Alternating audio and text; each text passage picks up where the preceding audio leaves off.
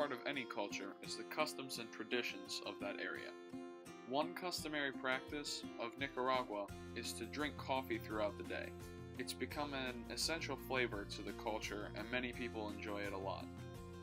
Also, physical contact is very common, with people shaking hands, hugging, giving a kiss on the cheek or a pat on the shoulder in greeting or in celebration or in any type of social situation. Two traditions of Nicaragua are that at celebratory meals they eat a steak called bistec a la parrilla or lomo, and it's basically just a grilled steak that is important because a lot of the families can't afford to eat meat on a regular basis, so at celebratory meals like birthdays and holidays they like to eat it. And also there's a festival held in honor of Santo Domingo, the patron saint of Managua, from August 1st to 10th in the city. It has carnivals, bullfights, horse races, and even church ceremonies.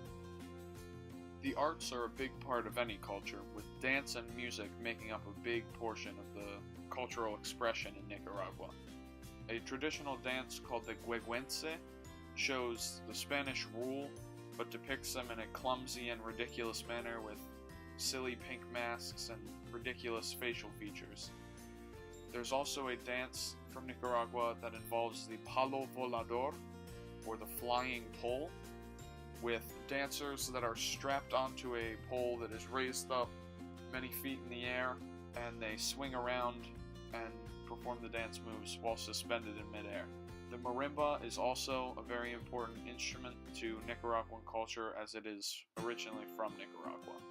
Visual art itself consists of many ceramics, silverwork, woodworking, and wood carving, sculpture, and embroidering. There wasn't much emphasis on literature, however, because of the historically low literacy rates.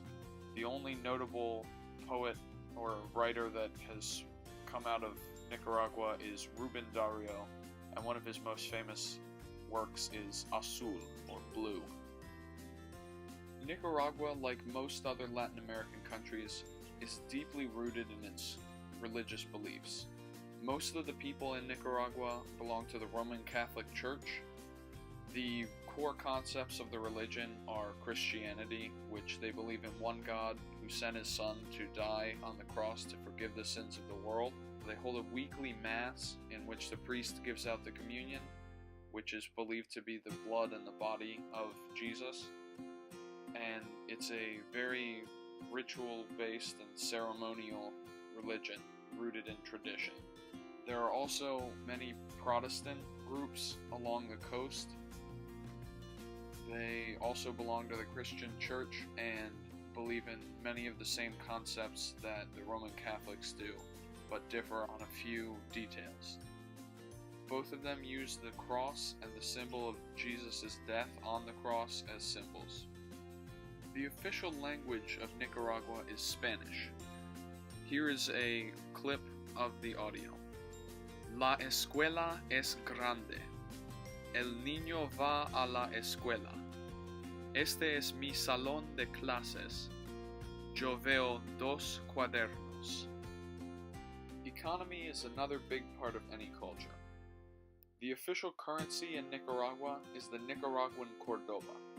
The minor units are called centavos, or cents in English, and are 100 centavos to 1 Cordoba. The exchange rate is about 27.1 Nicaraguan Cordobas to 1 US dollar. It is the second poorest country in the hemisphere and is mostly an agricultural economy. They tried once to have some industry selling turtle meat to other countries, but ended up overusing that industry, and now the green turtle is almost on the verge of extinction because of overfishing and overhunting. Many of the products that come out of Nicaragua and are exported are coffee, cotton, bananas, and beef. They use rice as their primary food crop, and maize, sorghum, dry beans, soybeans, and tobacco are sold commercially. The government of Nicaragua is a democratic republic. It is run by President Daniel Ortega. There are three branches, the executive, judicial, and legislative. two major political parties with the Conservative Party and the Sandinista National Liberation Front. The president belongs to the Sandinista Party. Everyone in the country is allowed to vote after a certain age, and discrimination of any kind is illegal.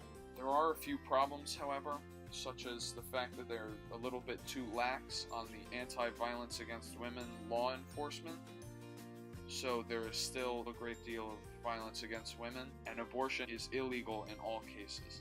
Nicaragua shares a family structure that is common between most of Latin America. It is based around the fact that extended family is very important, with many different generations and aunts and uncles and cousins all living under the same roof, or within a very close proximity. Many of the families in rural communities have lots of children because they are able to help out with things like chores around farms and getting other jobs to help support the family. Besides family life, people like socializing by playing soccer and baseball, and sometimes even just hanging out in the park and talking, or in the town square.